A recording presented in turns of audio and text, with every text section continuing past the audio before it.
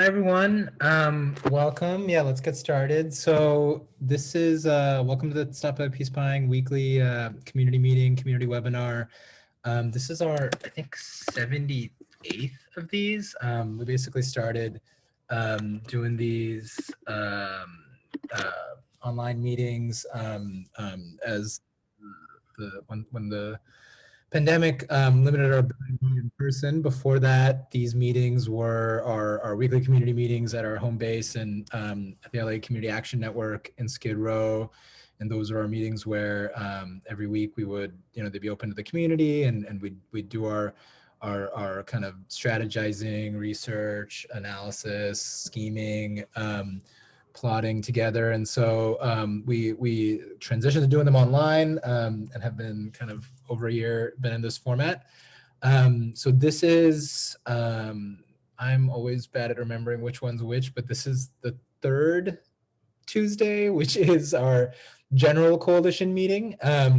So this is the Tuesday that's where we kind of that is designed to be for kind of if new members want to show up, as well as just to kind of check on the political moment and talk to partner groups and other comrades that we're organizing with. And so today we're joined by a comrade from the Black Lions for Just Immigration, BAJI. Matios is going to introduce them in a moment. And this is the meeting where we kind of present on our different fights, our different campaigns, and all the work that's going on. So we'll be doing that today. Going to be talking about we're going to be talking about the poster here talking about the policing and surveillance of Black communities, both at the border and within within communities across the country, including through surveillance programs that target youth, national security programs, and local policing and all the connections between all of that. We're also going to be talking about what our land and policing work group has been developing, which is a big based research report on the relationship of data-driven policing to real estate development, displacement, gentrification, settler colonialism, conquest, imperialism, all those big things, and how data-driven policing and LAPD's data-driven policing programs are connected to all of that. So we're going to be presenting on that report, which sets out kind of a research and organizing agenda for the issues and has been worked on for the past year by our land and policing work group, which consists of has over time been dozens of community members kind of coming together to do that research, to do that strategizing and analysis. And so this meeting is also where we present all that work and invite people to join any of that work, which usually happens in work group meetings at other times throughout the month. So if at any time you have any questions or interested in any of that, you can hit that in the chat. Related to that, is just a housekeeping thing, is we usually try to avoid kind of letting the mics all be open, at least in the beginning, just because of we've been, at least in the early days of the pandemic, would often get kind of Zoom bombed, like people showing up and posting kind of violent or racist comments in the chat or on their video. So we've been trying to avoid that, though. As we open the discussion up, we might make it so people can unmute themselves and just chat. And we really, that's kind of been a real loss from our community meetings, where they were just free flowing conversation. And so I think maybe in a little bit we can open that up once everyone's settled. And so, but if at any point, if you have a question, you're welcome to chat it to one of the hosts, or chat it. I guess I should check the settings to make sure everyone can. Everyone can chat across the. Can use the chat for the whole everyone here, and then we'll also unmute.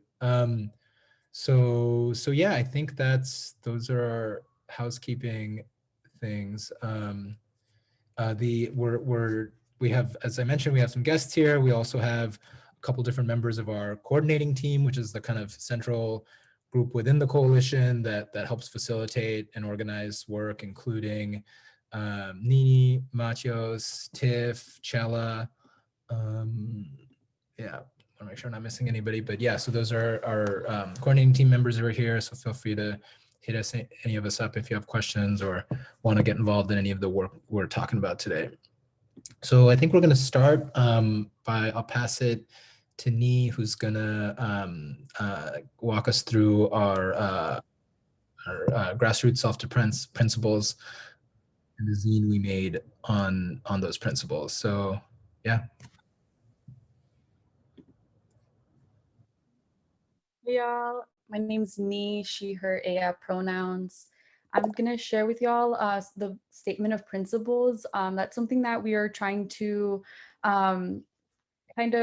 this was released last year, and so we're going to try to, at least for each of the webinars, to ground ourselves in the statement of principles. And so we'll just be going through one or two of the slides just to kind of get a little snapshot of some of our guiding principles. Folks can access the statement of principles online. I also put in a QR code, which you see on the left-hand side of the screen, which you can take your phone and take a photo of it. And it should link you to the website, which is also stoplapdspying.org, which would also give you access to both the online version as well as a printing version if you would want to print that statement of principles. So we start off with the quote: "It is our duty to fight for our freedom. It is our duty to win. We must love each other and support each other. We have nothing to lose but our chains." And that's a quote by Shada. And the kind of a little bit about the grassroots community self-defense is a labor of love, and kind of grounding ourselves in who we are as a coalition, and how we've joined in the struggle to resist, organize, and defend against the national security police state and state-sanctioned violence, and how we use the guiding principles to also guide and ground us in our collective work.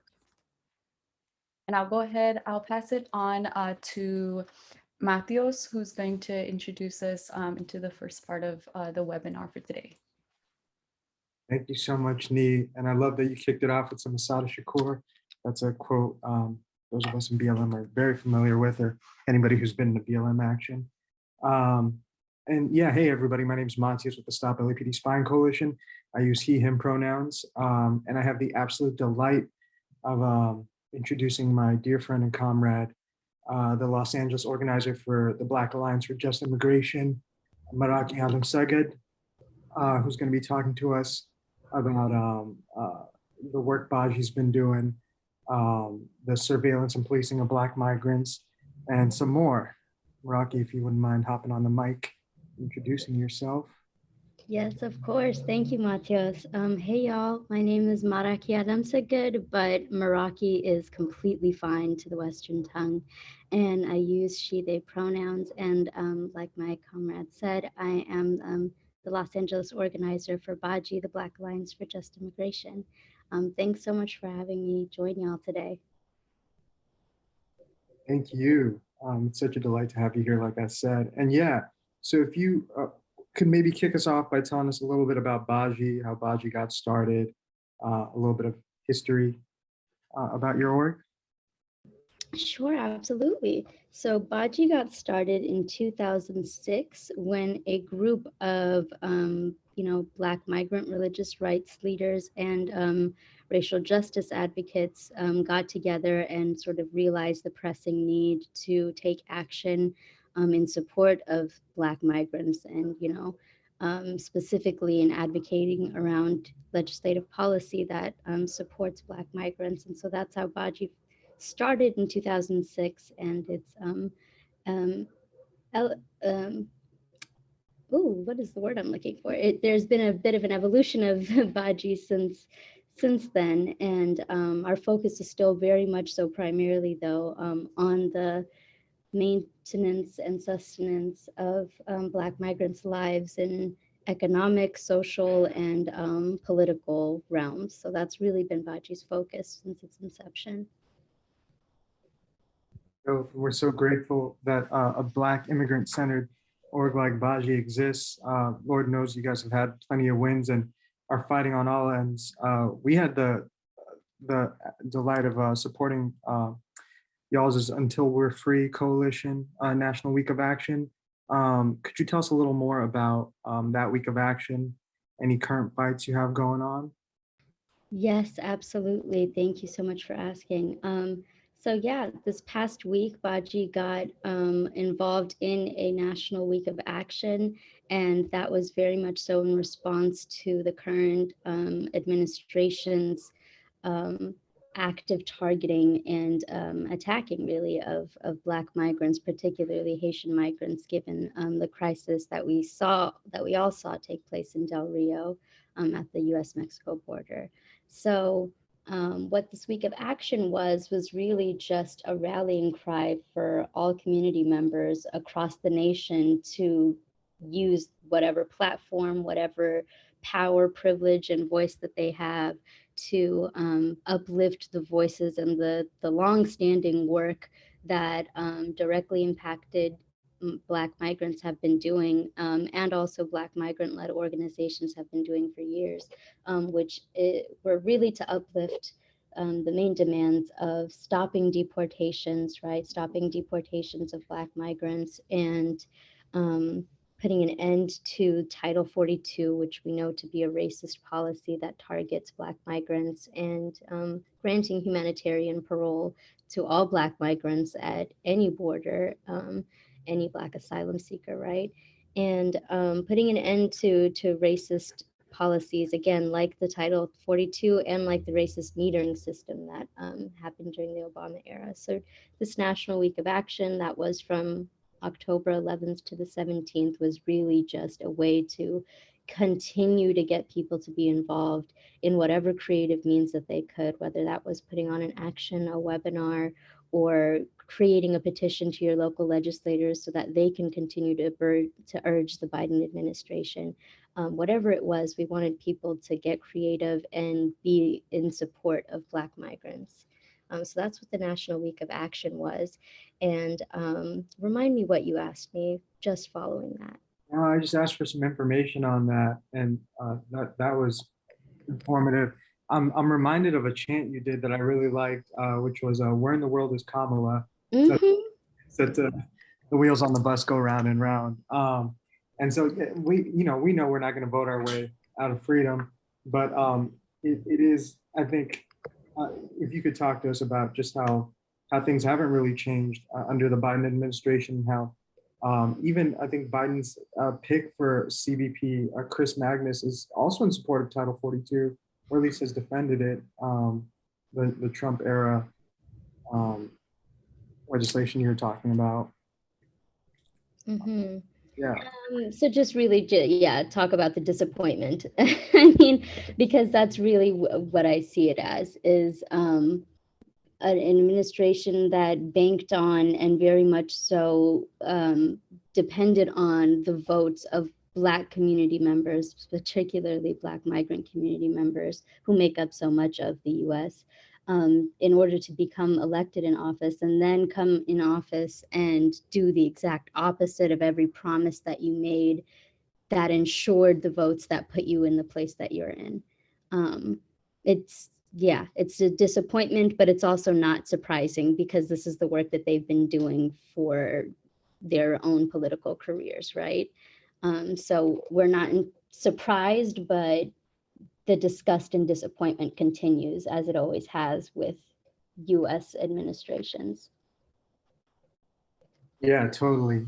And so, our focus here at the coalition is always surveillance. And so I'm wondering if you can talk about some instances or examples of surveillance of Black migrants that BAJI has fought against or wants to highlight or uplift, or maybe something you've seen or consistently see.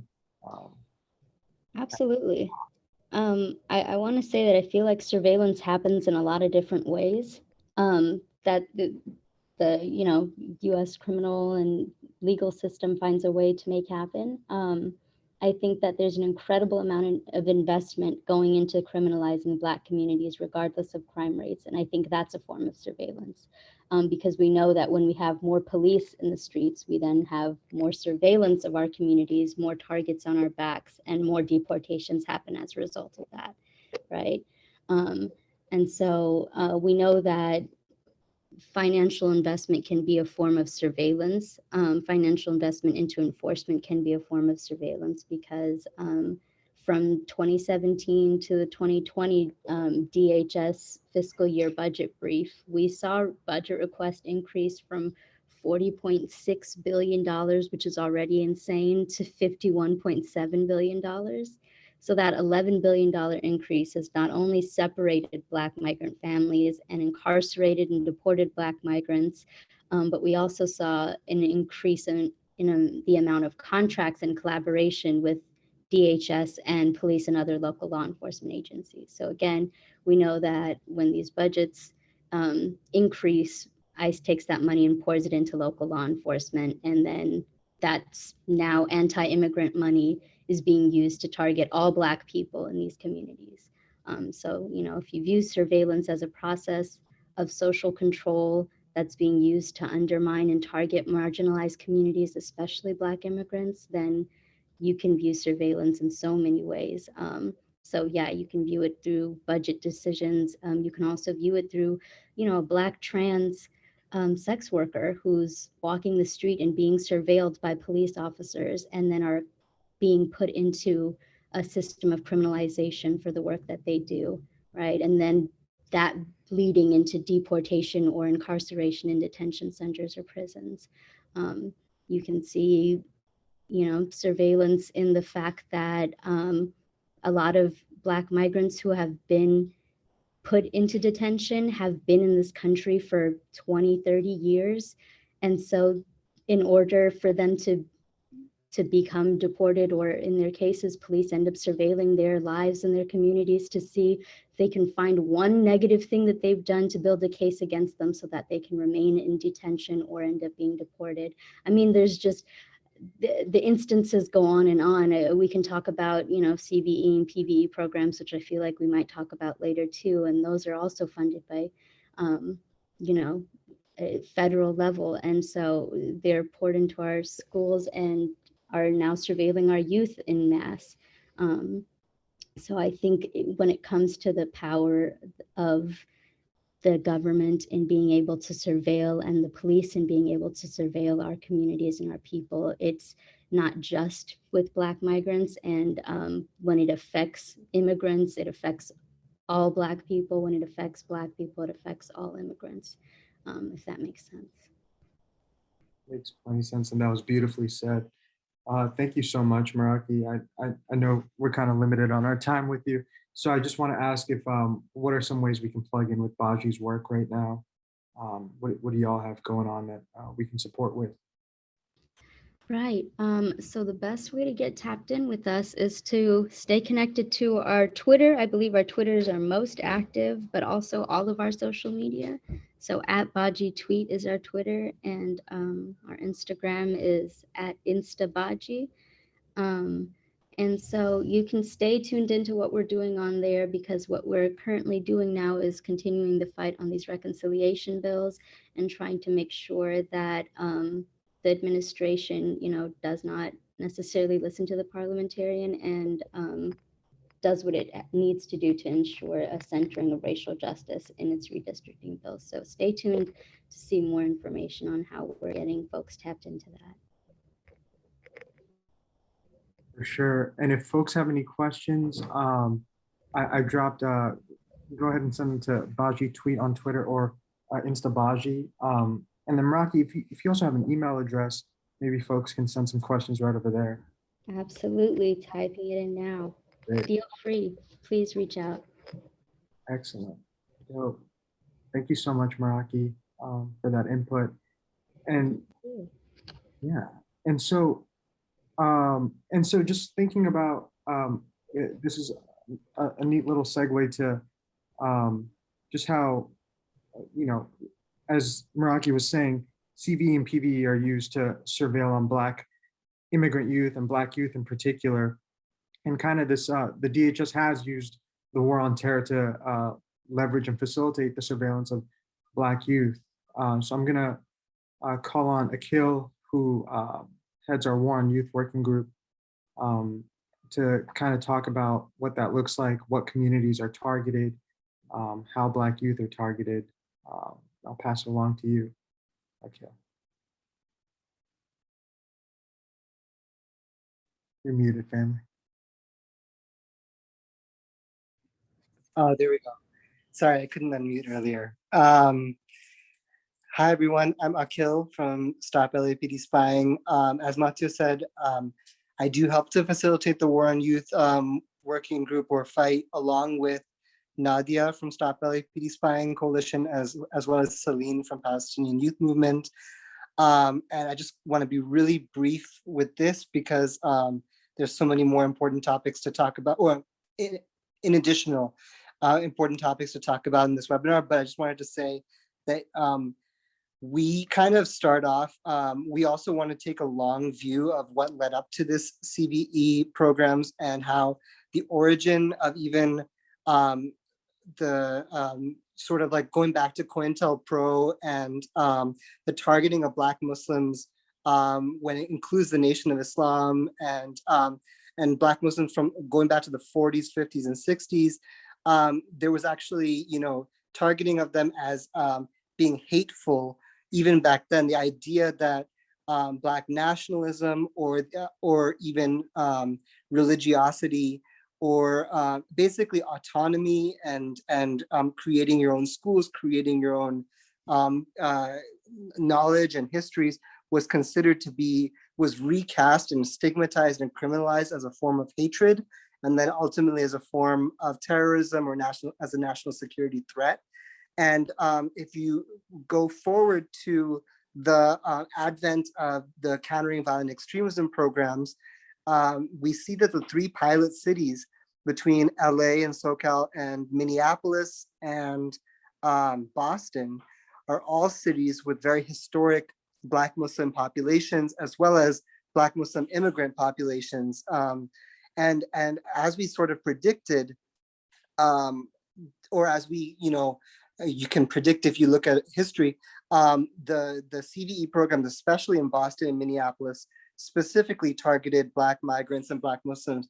In Boston with the Somali community, they actually had a disgraced program that was specifically about building trust, supposedly building trust between Somali youth and police officers, and questionnaires that asked incredibly Islamophobic questions, but again directed at Black migrants, Black immigrants, and Black refugees as well. And in Minneapolis, one thing about the program is that it's specifically also they have. Let me try to find this quote. Yes, sure, Matthias, absolutely. So the Minneapolis Hennepin County Sheriff's Office program specifically lists under its populations targeted Somali, Liberian, Oromo, East African, as well as Native American and Latino communities. And if you caught our webinar from the War on Youth earlier in this month, one thing we noticed that this CVE program in Minneapolis, which initially was sort of posed as targeting the Somali community and East African immigrants, has then been expanded to target Native youth as well. And one of their justifications for expansion in general, literally, this was a quote from one of the reports, is that it was in response to increases in Minnesota's non-white and Latino populations.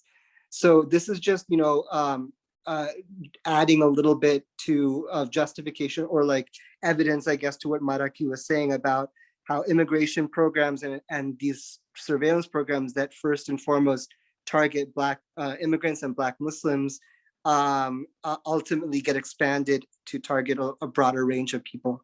Also, I just wanted to be clear that I wasn't saying that all Black Muslims are immigrants at all, or all Black people in general. So yeah, I just wanted to make sure that yeah. Yeah, no, definitely. And I think that highlights what we know to be true, in that anti-Blackness kind of is at the forefront of most of these well, all of these abuses. Thank you so much for that. Okay, Could I add one thing, sorry, as well? I just wanted to put out there that these programs debuted under the Obama-Biden administration, which organized, the summit in Boston, and Biden actually, we have records requests that we had submitted to different Boston and Cambridge agencies. It shows that Biden was actually present and took photos. I mean, it's not something he would even at that time be ashamed of or would be secret news, but was present and took photos at that summit and was very involved in the creation of these programs on a federal level, which, again, the Obama administration expanded. And under the Biden administration, we see, again, an expansion of these programs through the framework of domestic terrorism and a rebranding. Instead of CVE, now they're saying domestic violent extremism, DVE.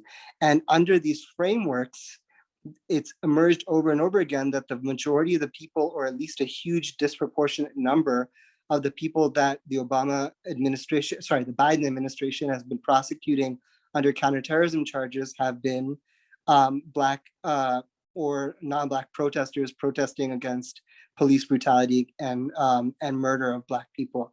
So the FBI's probes have been has been disproportionately targeting people in the George Floyd uprising.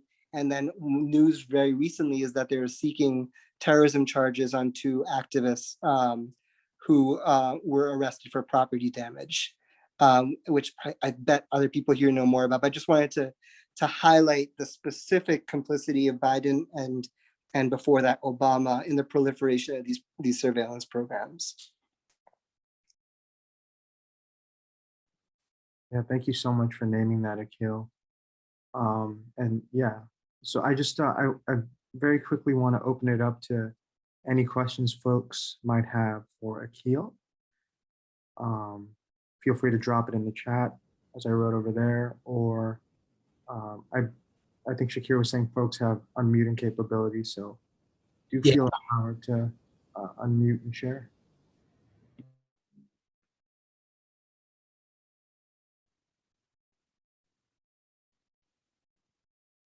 And while we wait for some questions, I do want to uplift that Shakir dropped a recent interview that Akil and Nadia, who's with the Palestinian Youth Movement and works with our, helps lead our I'm so sorry, not Nadia.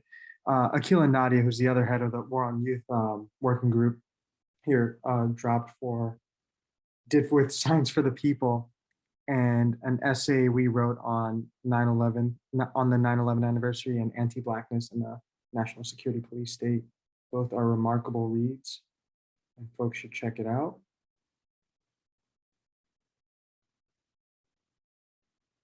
And here's a third one I don't think I've seen yet, but it's a Knock LA article on Biden's inauguration. Yeah, that was one that we wrote back in January, and the point is sort of what Akil is getting at now of like, these when Democrats are in power is often when we see them using this language of domestic terrorism or whatever other kind of concepts to expand the police state's kind of criminalization powers and surveillance powers.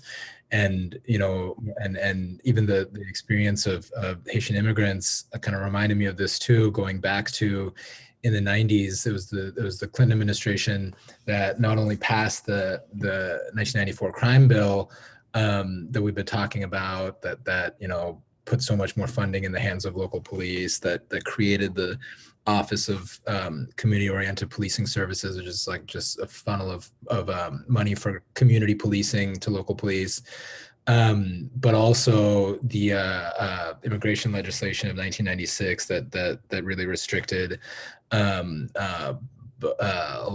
just almost every aspect of the immigration legal system, including asylum, including appeals, and all of that. So, and so that so that's just kind of oh yeah, what I was thinking about is when Akil was mentioning those 2 young people who are being prosecuted right now in New York City for and being the U.S. attorneys there are going to try to charge them as domestic terrorists, basically for during the George Floyd uprising, the two were accused of trying to set fire to an abandoned and damaged, like already vandalized police car, like literally just property damage, and they were, railroaded with threats of decades of punishment, and even now the Biden administration is seeking a sentencing enhancement that I think has like a mandatory minimum 10 years, basically by labeling what they were doing as terrorism. And this is, just for property damage or attempted property damage to a vandalized police car.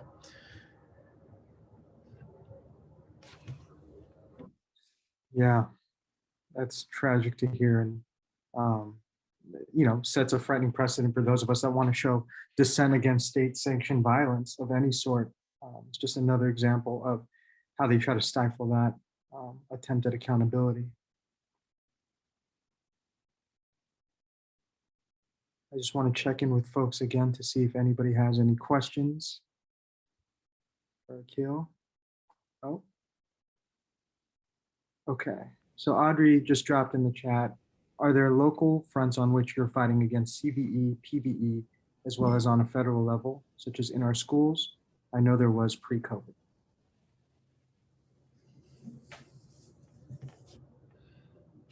Oh, you're muted, Akil. You can't unmute? Oh yeah, every time I mute myself, it doesn't let me unmute again. Yes.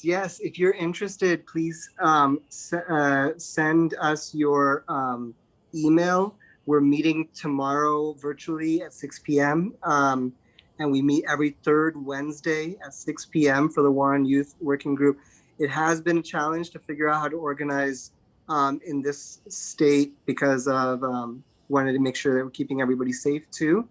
But we have been building with a lot of teachers specifically within UTLA, as opposed to, we want to expand again and do a lot more youth outreach the way we were doing before COVID, but we have been building up good relationships with different educators and hopefully social workers soon. So if you want to get involved, it would be awesome to have you.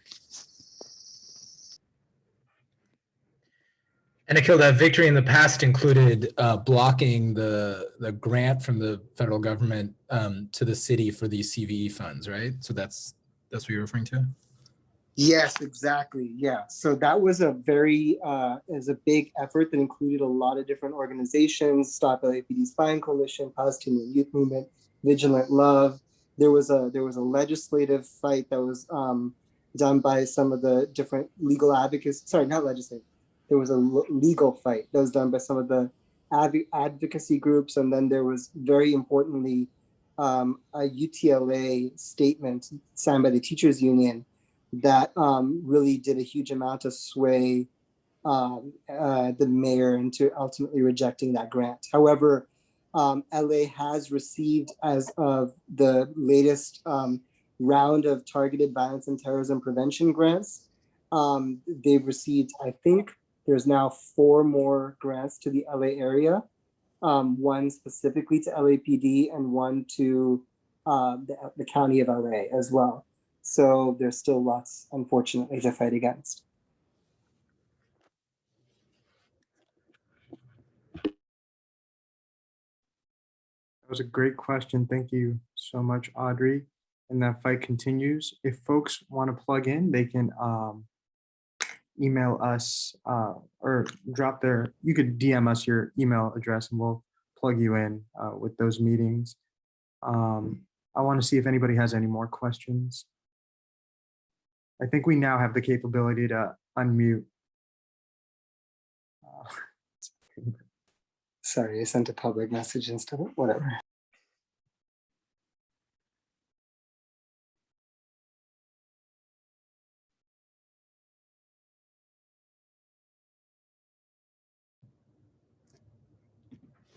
I see a question in the chat that someone's asking for the names of these funding programs and the different sources of federal funding to local police, and I can share more about so I'll show them for everyone.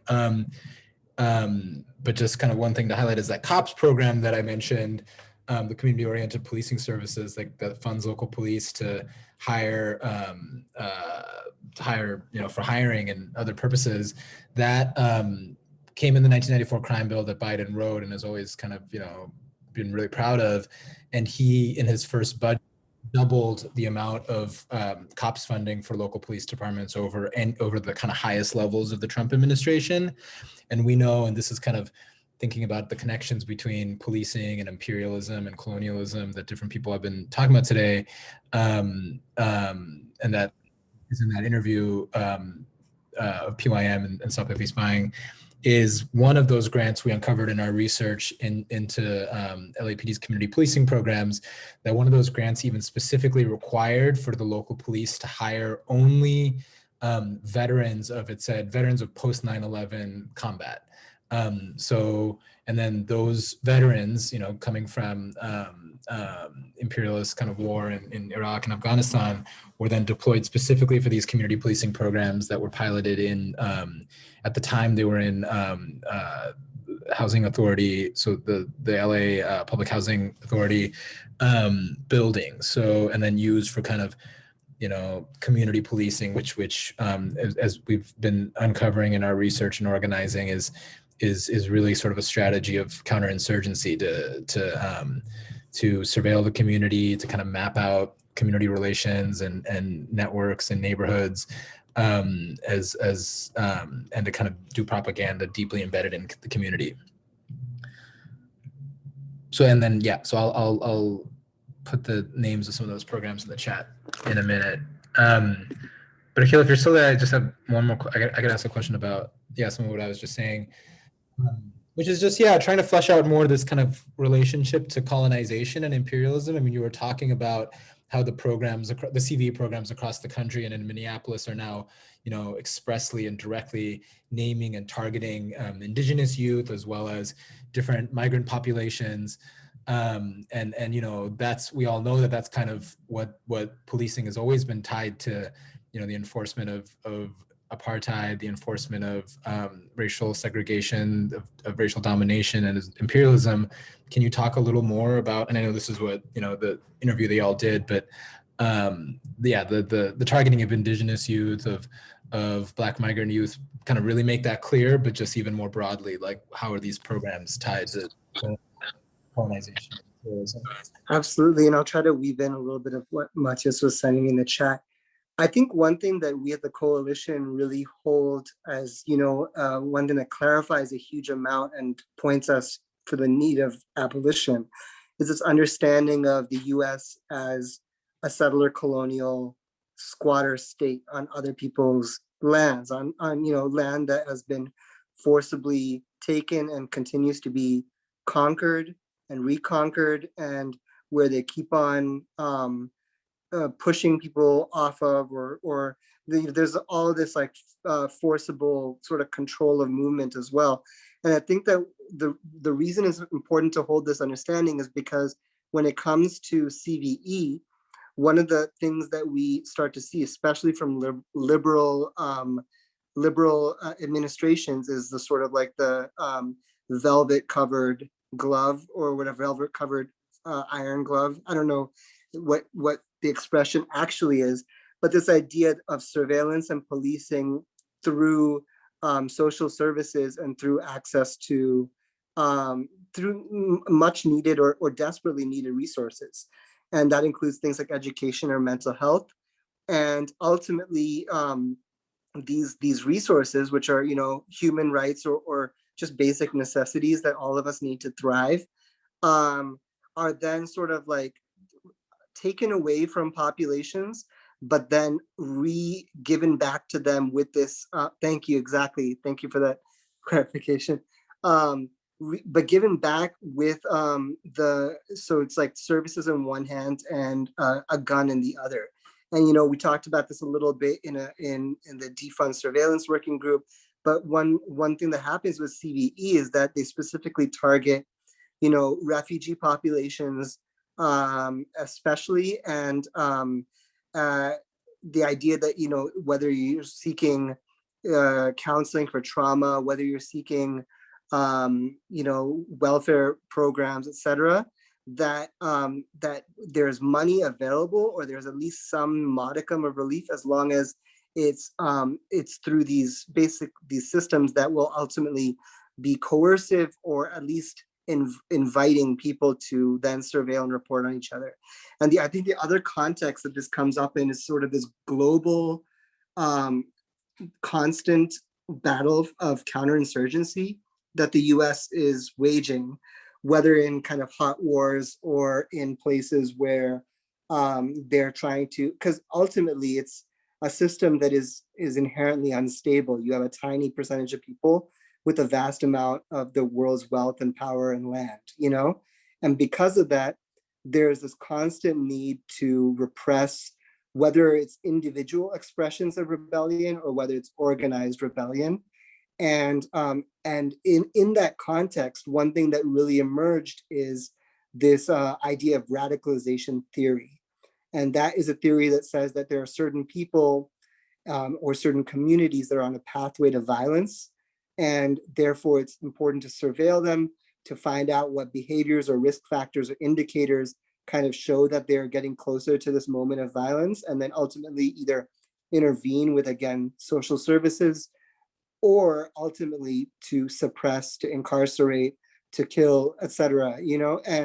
And I think one thing that emerged out of is basically the recasting of the global villain from communism. Well, it's still communism as well, but includes this idea of the Islamic extremist or the Islamic radical, especially after the fall of the Soviet Union and the increased interest of the US in resources in the Middle East, And because of that, now you see not only are there Arabs and Muslims who are attacked with this label of terrorist, but this idea of Cuba being a quote unquote state sponsor of terrorism, and the use of terrorism as this label that compounds the existing types of criminalization or imperialism that existed before that.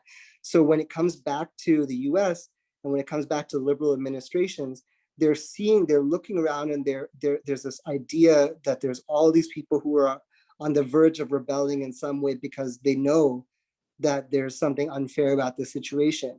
So what is the soft power way we can quell this? How can we sort of redirect their efforts, channel them into basically things that are, safe, like electoralism, or like bringing your complaints to designated community leaders that are then going to bring them to the appropriate authorities, etc.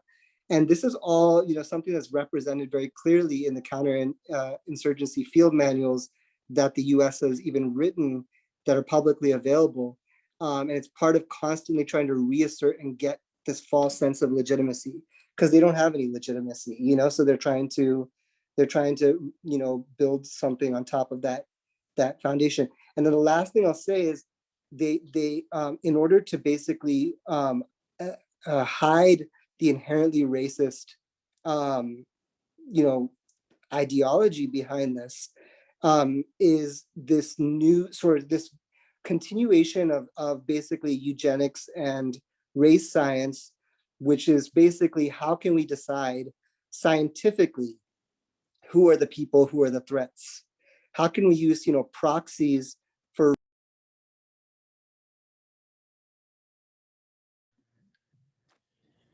Damn, they got to him. He was like, it's telling us too much truth. I think that's true. Someone is gonna kill, yeah. I think he's gonna come back. We'll give him a second, but I also, another thing, I'll repeat something that Akil has talked about in the past. Oh, and here he is. Damn, Akil, they try to wipe you out. my phone just died. I'm sorry. Basically, proxies for these things, and that's where you have this expansion of what actually predated this, but the science, the so-called science of risk assessment or threat assessment, where they start to basically take behaviors. Now they're saying, oh, we're only surveilling behaviors And then, how can we tally those up and decide, who is a threat based on these things?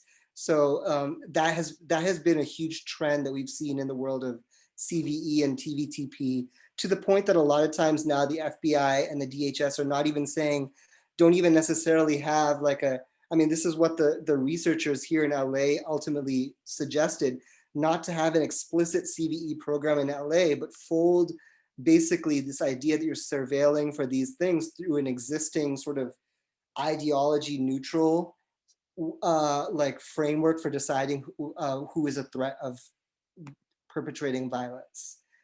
So that kind of, and then basically that occurs in the school system through something that's called multidisciplinary teams. So there's a student who somebody suspects of something, and then they form a team of an administrator, a teacher, a school psychologist, or a psychiatrist, and then also a school resource officer or a school cop. And then they conduct a threat assessment or a risk assessment on that student. And ultimately, the results from that could end up in the hands of federal agencies to actually start investigating for domestic terrorism. So we're working on a resource specifically about this with BAJI, but it's basically all of this comes down to, if you look through the eyes of this colonial system, all the people they're subjugating are a problem. And all of these questions that they keep on asking are, how do we solve this problem? Whether that's people that they need to eliminate or people that they need to make sure stay in a subservient role. And that is unfortunately the question that's still being asked even by all the reformers. It's, how do we solve this problem in a more humane way? Thank you so much for that, Akil. And one last thing I'm hoping you can touch on, I'm thinking back to Audrey's question about how this manifests itself on a local level. And I know you talked about how these powers try to divert justified rebellion to electoralism or in some other direction. But I'm also thinking about how they try to conflate it with criminality, or in the case of the LAUSD resolution against anti-Semitism that we saw that the city council kind of introduced. I believe it was Nithya Rahman, and I forget the other city council member. But how they try to conflate, in that instance, criticism of the state of Israel with anti-Semitism. And if you could tell us a little more about that and how that impacts students in schools. Yeah, and I think this comes down to fundamentally, like, this is the same thing you notice when you look at how Zionist organizations, the databases they compile of so-called anti-Semites, it definitely obviously includes a lot of anti-Zionists who are not at all anti-Semitic, and then it'll include neo-Nazis, and that's not an accident.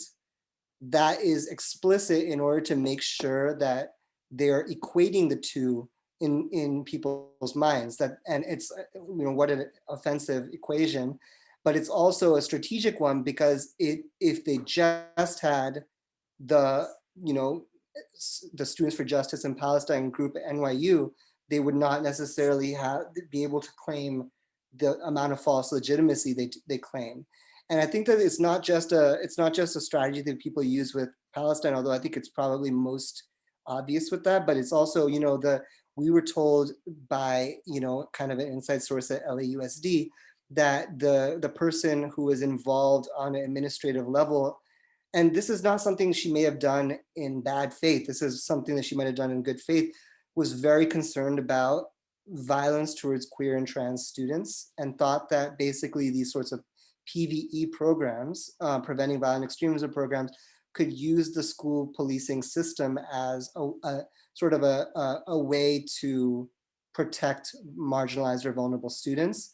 And I feel like one thing that this coalition holds, and different people could feel different ways, but for the Stop LAPD Spying Coalition, is that the state is not neutral. It's it's this white supremacist violent entity, and that these attempts to sort of recast these systems, whether it's like counterterrorism systems or programs, or just the police in general as saviors of different populations, is like a ploy. It's like a tactic to present it as neutral and to distance these structures from the KKK, when we all know, you know, that like it's one and the same. Yeah. For sure. Thank you so much for that, Akil. I want to open it up one more time for any questions on any of that.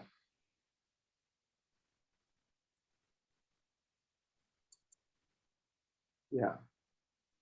And I do want to just bring it back to so Black students would be affected by, you know, any criticism of Israel as well, if you consider how many Black youth are involved in the Black Lives Matter movement and how these fights are intersected out in the streets. And so just any opportunity to bring law enforcement around Black youth or youth in general always leads to their criminalization and their brutality. So I thank you so much for talking on that a little bit more. With that, I'm going to pass it back to Shakir if there aren't any more questions.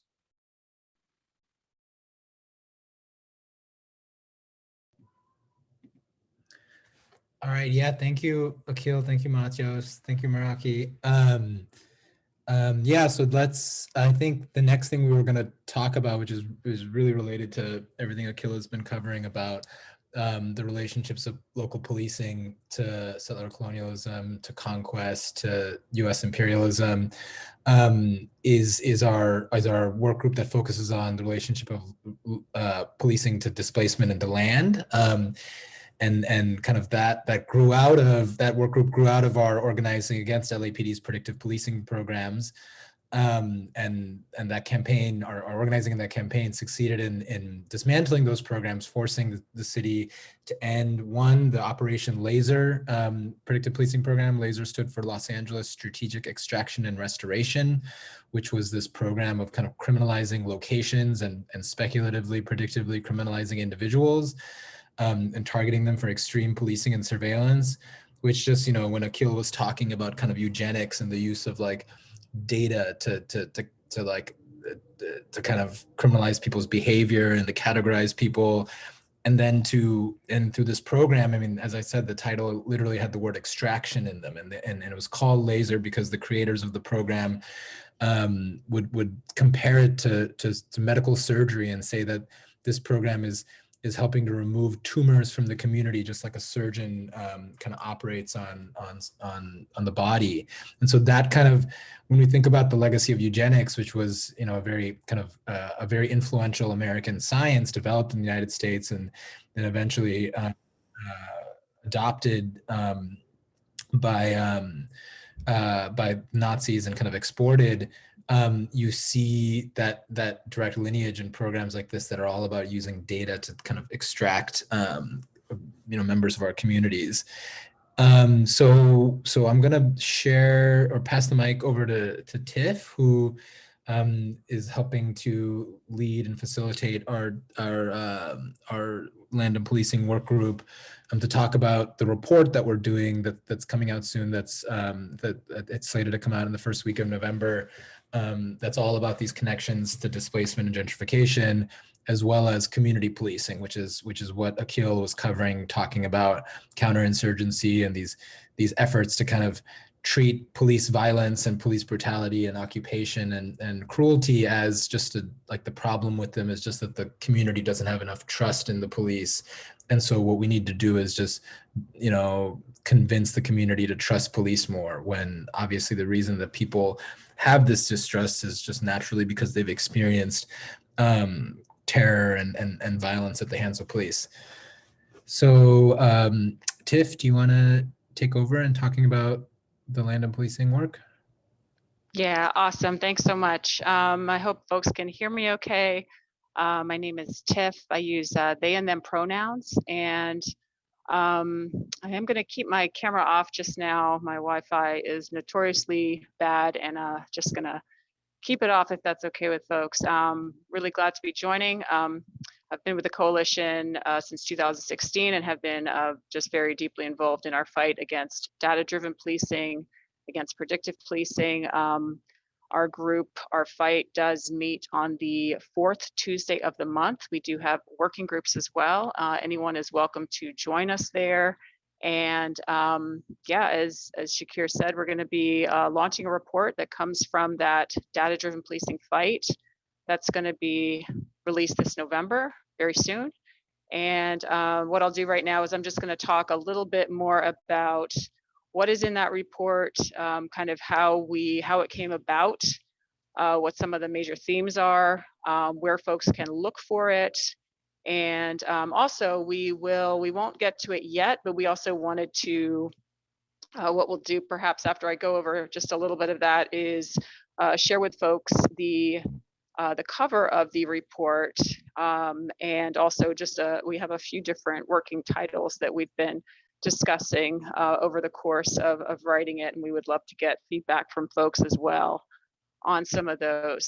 But first, what I'll do is I'll just talk about a little bit more about it. So essentially, it's about data-driven policing and making that connection to gentrification. And it does build on our report from 2018. That was the Before the Bullet Hits the Body, Dismantling Predictive Policing in Los Angeles. And folks can find that report on the Coalition website. So when that 2018 report was launched, that was a time that we were just uncovering and exposing LAPD's predictive policing programs, Operation Laser and PredPulse. We were just in that process of getting information back about these reports that we obtained through filing public records requests with LAPD and having to sue them to have them release this information, and kind of putting it all together into what are these programs, what are they even? Like we were just kind of putting together, how do they work, what are they called? So that was kind of what that 2018 report was talking about, and also talking about what is the impact of these programs, and then also looking at what are some of the relationships and ideologies that support those.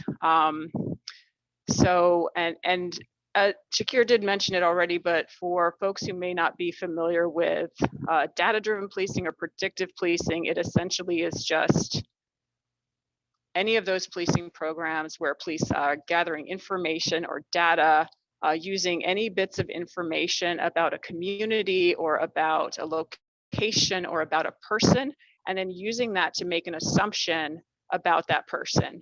We call it predictive when they're saying, oh, they're making a prediction about where crime is going to occur or what someone is going to do. But of course, they're just using this to justify their actions, to make guesses about people, all with the intention of criminalizing folks and removing folks. And of course, this is always most heavily done against Black communities, brown, Indigenous communities, focusing on migrants, disabled folks, queer and trans folks are most impacted. Also youth, sex workers. These are all folks that are most heavily surveilled and viewed as suspicious. And so this report, again, just builds on that kind of that foundational knowledge that we started then on what these programs were. And it kind of came out from us looking more deeply at the information, being like, okay, we know what these programs are. We know they're bullshit. We had them shut down. We had Operation Laser was shut down, but then looking at, okay, how were they being used? Where were they targeting? Looking even more deeply at what was the impact, because this was something that that wasn't kind of going to be surfaced, and we were trying to understand how they were being used, and also understanding that they are continuing on in some form today. So today, LAPD is using data-informed community-focused policing, but of course, some of these same tactics are still being used today. So we knew that we had to understand more. And as we started looking more closely at where was being targeted and how and what were the outcomes, we also started to make that connection to how this was actually a continuation of history in terms of conquest and in terms of taking land, surveilling land, and looking at that specifically here in this, yes, I see that, Susan.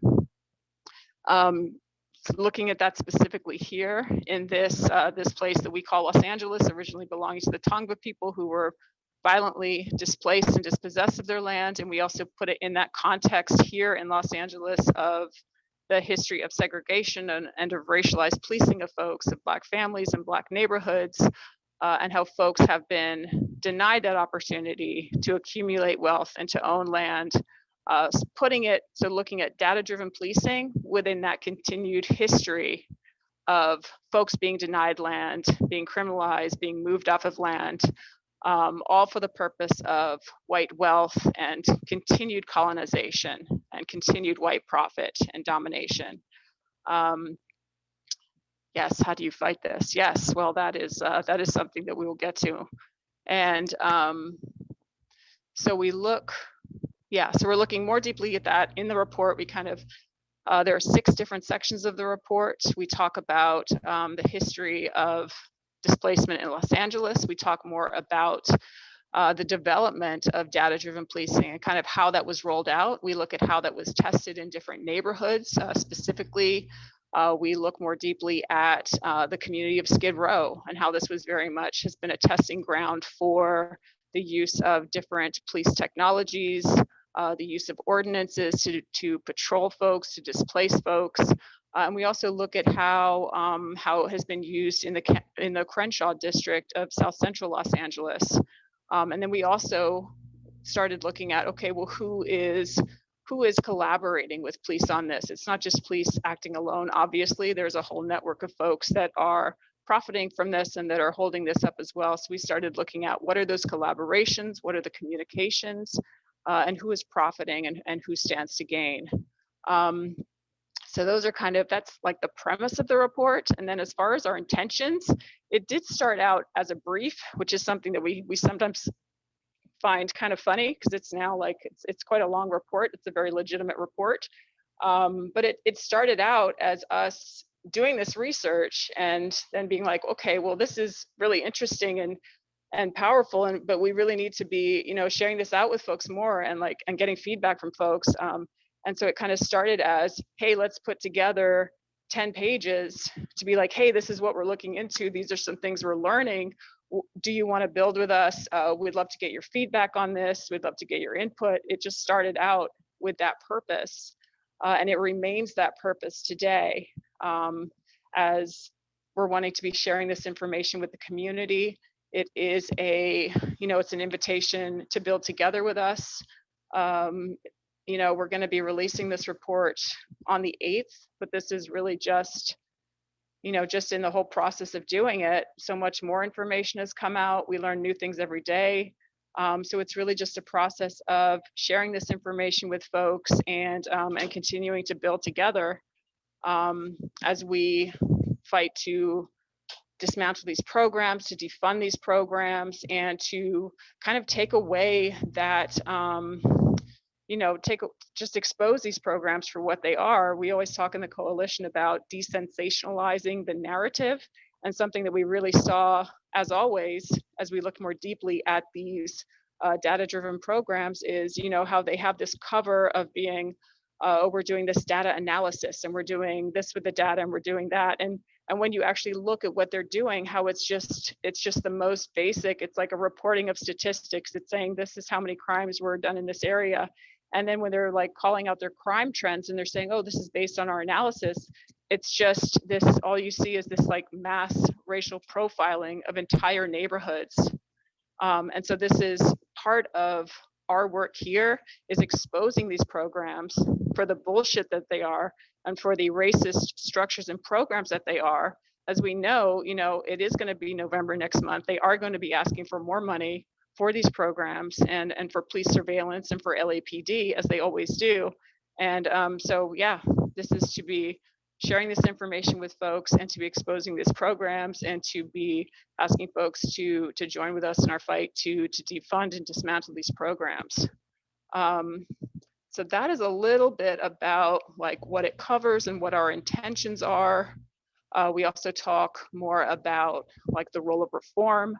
We talk more about community policing, which has existed for a long time in Los Angeles and with LAPD, but has expanded and become more popular, of course, as kind of the more friendly type policing or the face of friendly policing, when in fact, as has already been named, it's actually a means of infiltration and additional surveillance of folks.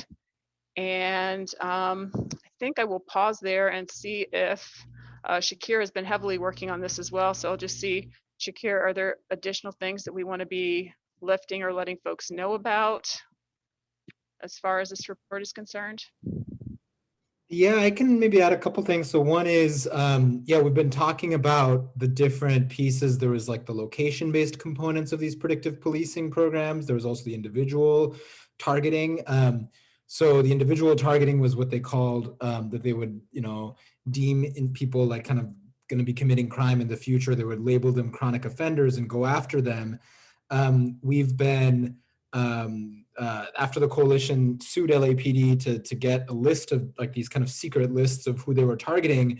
We've started, a bunch of us have started meeting with the people who were targeted and kind of, the stories that they're sharing with us is, and none of them knew they were on these lists. None of them knew they were being, targeted in this algorithmic way, but they experienced it as just constant everyday police harassment, abuse, police stopping them every time they saw them. And so we've been hearing from people about that experience and are hoping to also kind of try to create an ability for them to come together and be able to share their experiences with each other, others who are on the list, as well as to start leading for them to start leading a campaign and demands for reparations for their harm, for and accountability in the form of making sure that the police aren't ever doing this again. Because as we know, that when the program ended, it also the same month, so Laser, as I mentioned, was ended due to community organizing and pressure in April 2019. The following year, LAPD stopped using the PredPol program, which was a for-profit predictive policing business. That same month that they ended PredPol, they launched what they call data-informed community-focused policing, which is kind of a new rebranding of their data-driven policing programs and predictive policing programs. And as Tiff mentioned, our report is looking, in addition to looking at the relationship of data of all of this to displacement and development, it's also looking at how kind of these programs have been reformed over time and the role of kind of reform nonprofits, of academic institutions, of advocacy groups in helping kind of police absorb shocks and continue kind of reforming and refining their harmful practices. And so the report looks at basically 3 strategies for that kind of reform. The first is what we're labeling predictive policing 2.0. And that's and that we get that term from literally some emails that we uncovered through Public Records Act requests of a law professor communicating with some of these predictive policing businesses as well as with LAPD about this professor's literally emailing them saying there's like a lot of bad press around this predictive policing idea. People don't like it. Like, it kind of creeps people out. Maybe for the predictive policing 2.0, you should spin it as like using data to measure kind of police accountability and measure police fairness and kind of be more efficient. So that spin of using the same kind of predictive, these like same racist notions that you can speculatively criminalize people based on their future, what they're going to do, is now just spun and rebranded as, oh, we're just using data to be accountable. So that's predictive policing 2.0 is one aspect. Another aspect that the report talks about is surveillance bureaucracy, how instead of like abolishing these programs like the community is demanding, and that's what the communities that were mobilizing against predictive policing in LA, and that was led in large part by Stop IP Spying, along with our coalition partners, Black Lives Matter, YJC, the Youth Justice Coalition, and many other community groups, grassroots groups, autonomous groups, a wide coalition. Instead of abolishing these programs, what they're saying is like, we're going to come up with like kind of rules and criteria and like kind of procedures and regulations for them, which is obviously not what people were demanding, but that's how they kind of sanitize the harm of it. And the third kind of strategy of reform is, so the title of this new program is Data-Informed Community-Focused Policing. So even in that community-focused, you see this idea of community policing that Akil was talking about and that we've been talking about, are these sort of counterinsurgency type ideas of embedding police deep in communities where they surveil people and kind of try to, their goal is to like secure trust and legitimacy for this violent enterprise of policing. So those are the report looks at those three strategies. So that's the other piece of it.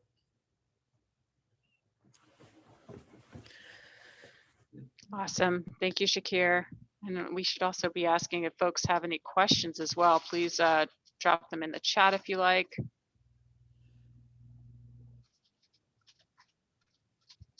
So I'm looking at the comments. I see from Kelly that, yeah, this is big business. And that's a big part of what this report looks at too, is that, you know, normally people's critique of these data-driven policing programs is just that like, oh, well, the data that's going into them is bad. And so the products are going to be bad, and kind of they end it there. Like, okay, so we need to clean up the data or something.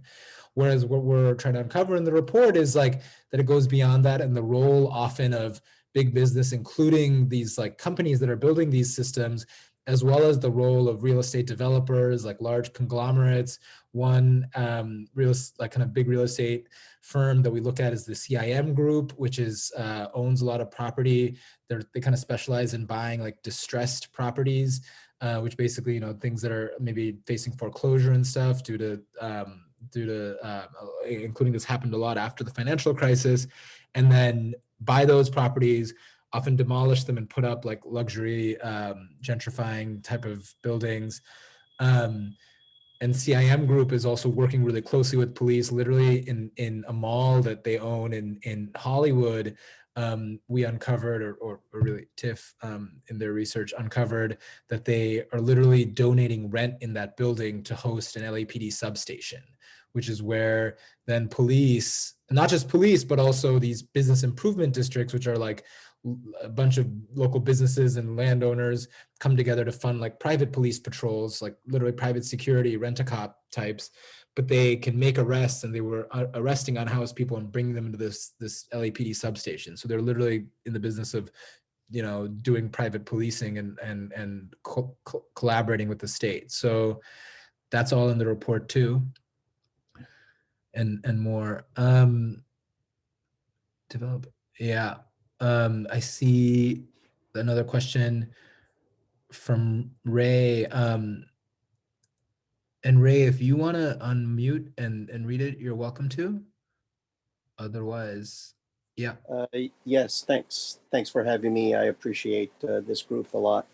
Most of my research before has been in the relationship between, well, actually, what I call, well, forget it, I won't get into that detail, but I've looked into the role that science and technology has in othering in that role. And so in a sense, that's the framework that I'm looking at this. And right now I do work on data science and develop algorithms or models to do predicting.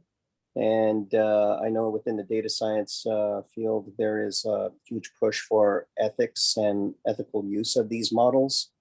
And I'm curious about the documents that you have received. I'm sure PredPol does use machine learning and deep learning techniques because these are just too tempting for businesses and institutions in power really to pass by. And this is the whole generation, this is the whole AI sort of push or hype, essentially. It's really a hype. But I'm wondering if you have encountered specifically any details regarding machine learning or deep learning techniques in the documents and the sources that you rely upon? Yeah, so, or Tiff, go ahead. I mean, if you're able to answer that, Shakir, please go for it. Yeah. Well, yeah. So, I mean, one thing we know is that, well, first of all, laser, when it first launched in was it 2011 or 2012? It was 2011. It was first deployed in Newton, by Newton Division, sorry. Yeah, so those programs at that time, they were talking about kind of data mining and mass data, and now actually we had earlier on in the group, and he's no longer here, Yarden Katz, who this is a little bit of a tangent, but I'll come back to it, has kind of made this point that what is now often referred to as artificial intelligence and machine learning was previously like basically sort of before the Snowden kind of disclosures is what we just called it mass surveillance. And after kind of surveillance and that notion of mass surveillance and mass data mining was kind of, discredited and people got afraid of it because of, learning about the NSA, now it's been sort of rebranded and we talk about it as artificial intelligence. And Yarden's book, Artificial Whiteness, kind of about the relationships between AI and white supremacy kind of covers this.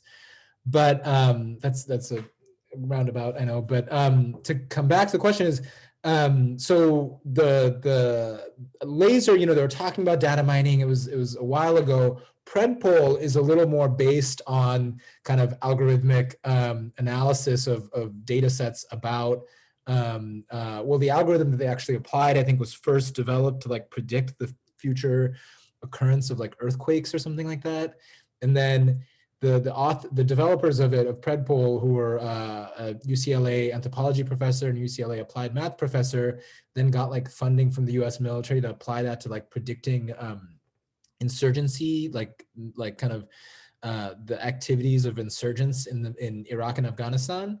And so then they applied that to kind of crime and the future prediction of crime in LA. And so I don't know if that's like, you can call that kind of machine learning and AI. I think they're kind of heading in that direction.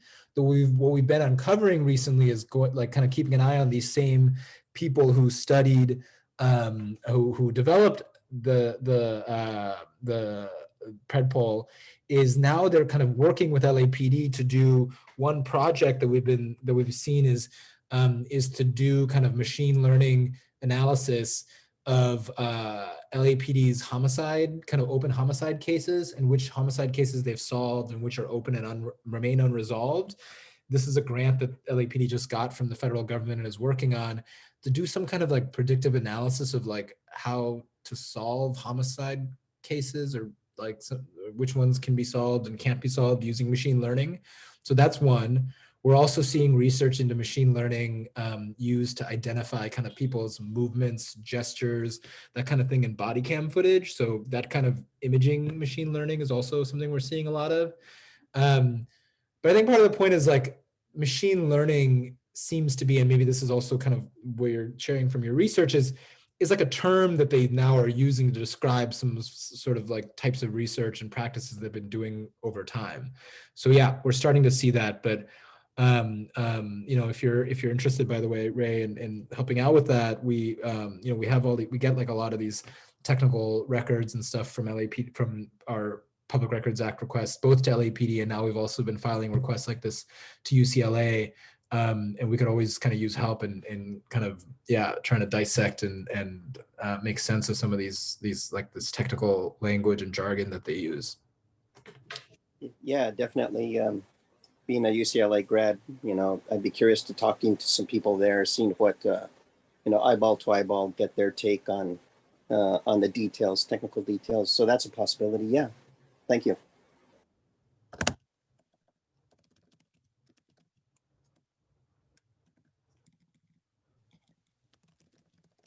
Awesome. Okay, and I'm just checking the chat again. Okay, they're on another level now, and that's why we need Euro rights. And Steve says, would be good to hear how you found the complicity with academia in this process, as mentioned just now. Yeah, and Steve, to that point, and I think this may have been something that we talked about at the last month's webinar as well. And it's been deeply, academia has been deeply complicit with data-driven policing all the way, and that continues today. The Operation Laser program was developed by a consultant called JSS, Justice and Security Strategies. And while they are not affiliated with academia, they did publish research papers, and it was very much done under the guise of being academic research. And then that was used to justify the expansion and to say, hey, look, this is actually working, when actually, if you took a closer look at the research they were doing, it didn't hold up at all. But nobody was taking that look. You know, they just look at the bottom line and they look at that recommendation.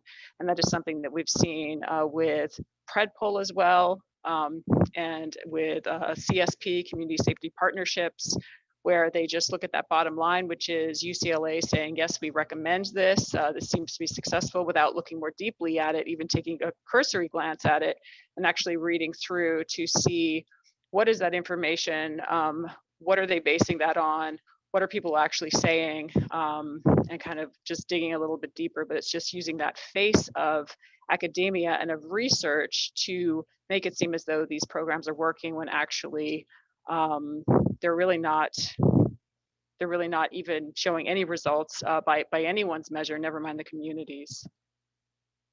And I'll see if there's any more questions. As I mentioned, we did also want to get feedback from folks on a couple of different titles that we have been working with.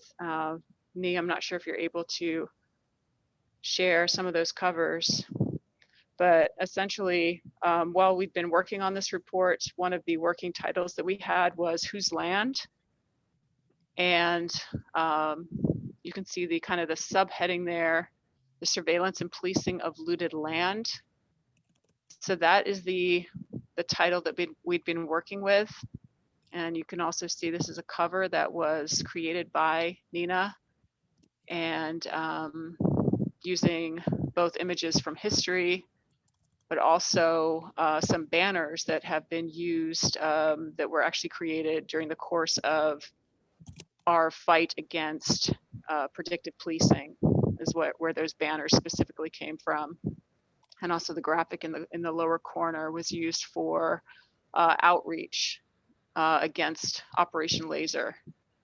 And okay, so this is one of the titles, Whose Land? And we're sharing this with folks, by the way, because we would love to get folks' thoughts. We've had just many conversations about this, and we're interested in what these titles say to folks, and hearing just what people think about it. So that's the first one. And then if we could, these are some additional titles. Thank you, Jason. These are some additional titles that we've been talking about. So kind of as we've gone along, we've been talking about how this data-driven policing, how it's essentially automating displacement or automating banishment. So these are some tentative titles that we've been working with as well. And we've also had a number of discussions regarding like what is banishment versus what is displacement. And the way that this was clarified to me, and I'm not sure if this was a phrase that has been, how long this phrase has been used, but from Pete White at LA Can, displacement is when you have somewhere to go, and banishment is where there is nowhere to go except jail or death. So that is one way that these things have been defined. And yeah, so these are some of the words that we use in the report and some of the impact of these programs. And so I think I'll just pause there and see if folks have questions or comments on any of these titles, or what they might bring up for folks. Any of these titles, some of the things we've been thinking about are just making sure that we're using language that's accessible to folks. And curious also just to hear from folks like what these do bring up for them, different titles, different words. So I'll just pause there and see if folks have feedback.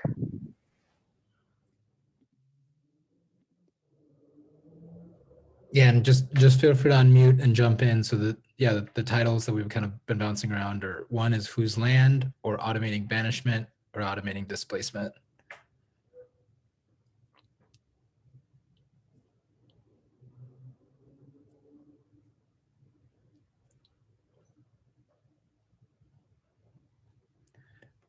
there's a comment in the chat that says, like automating banishment brings up the issue of data and the lethality of the project.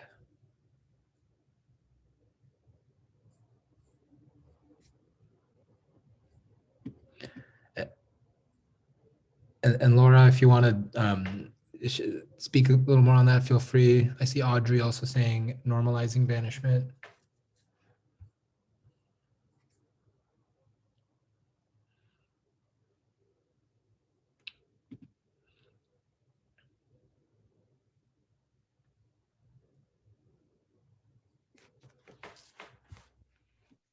Okay, and folks can continue to comment on that if you all like, and I'll just add that, as we said, this will be coming out November 8th, and in terms of how folks can access that, it will be, we will be releasing this online. There'll be a PDF of the report, and then we're also additionally going to have a website that folks can go to where folks can kind of browse different sections of it. So it won't just be like a PDF to download, but it'll actually be there on the website. You can kind of navigate through it, we hope, more easily. And there will also be an interactive map, which we're really excited about, even though it's hard to be excited about such violent programs, but we're excited about the way it's making the information easier to view and easier to share with folks. And what the map essentially shows is the city of Los Angeles, and it shows the different areas that were designated for this predictive policing, and those are called laser zones and anchor points, these very specific areas of the community that have been targeted. So we have that on the map. We also have the CSPs, the community safety partnership sites, on the map, and we also show where folks have been killed by police.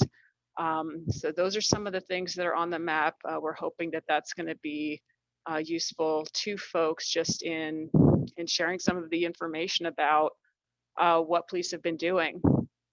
And I see that Jason, automating displacement. And yeah, so that is a little bit more about the report. Is there anything else, Shakir, anything else that we should cover there? No, but I see that someone's pointing out that the spear is like on the pig's neck. I actually hadn't even noticed that either. That's dope. Yeah. See, and I've stared at this a lot. I love this cover, but I hadn't even picked up on that. The artist who made it is in the room, but I don't know if they want me to blow him up. I think if anyone else, and the comment is also, personally, both work titles are great, but banishment highlights how these state sanctions police facilitate sanctioned death through their practices and structures. Jason also said automating displacement. And then Laura has an announcement about Shadow Dragon, a surveillance company that, feel free to follow up, hit us up at stoplapspying at Gmail. Otherwise, I think, unless anyone else has more thoughts, and feel free to do it in the chat as we just transition to this last part, is we were gonna announce an action that we're planning with a couple comrades on Friday for 022, October 22nd, the National Anti-Police Brutality Day of Action. So either Nii or Matios, or actually Jason too. I know you've been working a bunch on, or do we lose Jason? If either of y'all want to talk about that and show the flyer for that.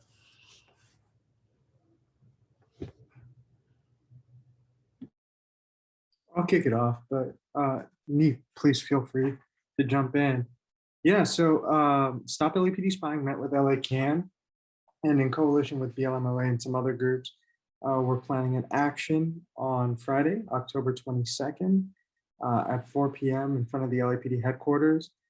And I know Shakir briefly mentioned it, but it's the National Anti-Police Brutality Day, colloquially called 022. And I wasn't familiar with 022 until Hamid told me about it. But it kind of came about. It came about in '96 in response to the Christopher Commission, the '94 crime bill that Shakir was talking about earlier, and just the violence that continued at the hands of police. And so this year we want to highlight the brutality. One of the functions of 022 was to maintain our presence in the street. But while we've organizers in LA have kind of maintained this continued presence in the street, we want to uplift the fact that that presence, that continued dissent has been met with violence repeatedly. And the LAPD has used that violence to try and grow their budget and expand their surveillance capabilities. And so, we just want to lift that up. And so today we had a Twitter storm to kind of amplify that event. Jason, you want to talk about that? Sure. Yeah, so we had a Twitter storm today that I thought was pretty successful, getting the word out, but just highlighting the history of 022 and then just showcasing some of the ways the LAPD has really ramped up their violence over the last year, including, just the fact that the LAPD's opened fire 30 times and killed 11 people this year, and that's more shootings than the total in 2019 and 2020. We also highlighted the swatting of Dr. Melina Abdullah, who has been swatted 3 times over the last 13 months and was swatted actually the day after she announced a lawsuit against the department, and where for the swatting that happened to her in August of 2020. And even in that swatting, in the swatting of Dr. Melina, we talked about how, we keep us safe. And so it's vitally important that we all get out into these streets on Friday, but not just Friday, but every day. And we do the work to dismantle these harmful systems.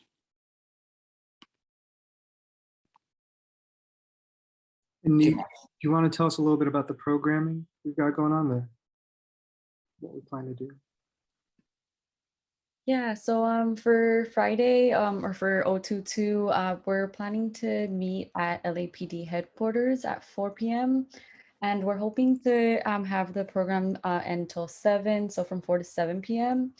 And we're hoping to, so we'll start it off at LAPD headquarters, and then we'll make our way over to different community spaces as well in a Watch the Watchers type programming as well. So being able to identify as we're going through the streets or taking up the streets to identify other surveillance tactics that we'll see in the area. So in close by, you'll see City Hall, you'll see the Metropolitan Detention Center, and you'll see Caltrans is also nearby as well, and how all these state entities these state entities are constantly, they have the budget to surveil, they have the budget to creep, they have the budget to stop communities, but they don't have the funds when it comes to actually supporting and making sure that people have their basic needs met. So it's really important for us if folks can show up or amplify or even continue to have those conversations about how police doesn't keep us safe, whether it's through immigration, through housing, through your politics. The police state will never really support and fund our community's needs. And even today with the police commission, you have whichever chief you have, police chief that you have, whether it's Michael Moore or whoever, whichever puppet, they're going to continue to ask for more funds, and then also not be transparent about all the different avenues that they are provided that. So whether it's through grants, whether it's through tax expenditures or through other means, how that's constantly being provided for them, but it's not for our safety and it's not for our communities. And so we're hoping to end it. We're going to end it back at LAPD headquarters with some performances. We're going to have the folks from LA Can, the Freedom Singers, give a few, perform a few songs, as well as have several community organizations speak, including folks from BAJI, folks from Latu, Street Watch, as well as other community organizations for that event. And you can access the flyer as well. We have it online So if you can't show up on Friday, if you can, please tell your friends, tell your vecinas, your whoever you know to show up, because we do know that whether it's WeSpa, whether it's BLM, or whether it's any community affirming program that you have or protest or however you call it, you do have pop presence there, which isn't always the case. Like when you talk about the white nationalist or the anti-vaxxers, how even that is selectively enforced as well.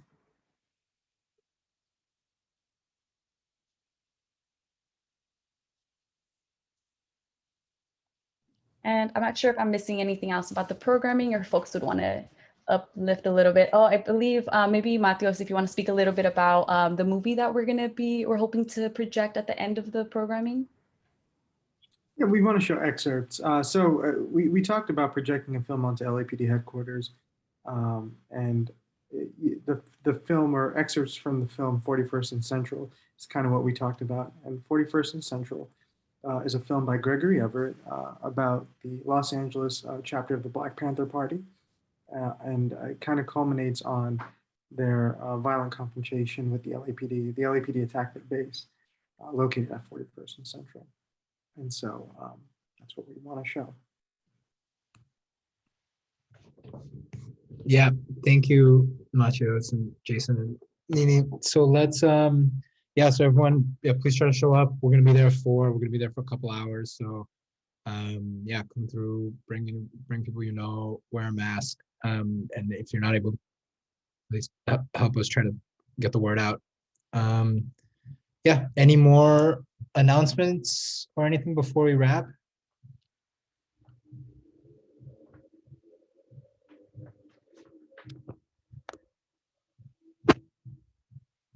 I think this is usually where we also announce that the next webinar is next Tuesday, but I don't know exactly which one it is next Tuesday. That's the fight against data-driven policing. So please do join us. Yeah, next Tuesday, same time and place, and we will be sending out more information on that webinar this week. Please look for it. Please do join us. Any amount of time is fine. We love when folks show up to spend time with us. So thanks so much. Thank you, Tiff. Yeah, thanks everyone for coming by. Have a great rest of your night. Thanks, Maraky. Thank you, Maraky. Thank you, Jason. Thank you all.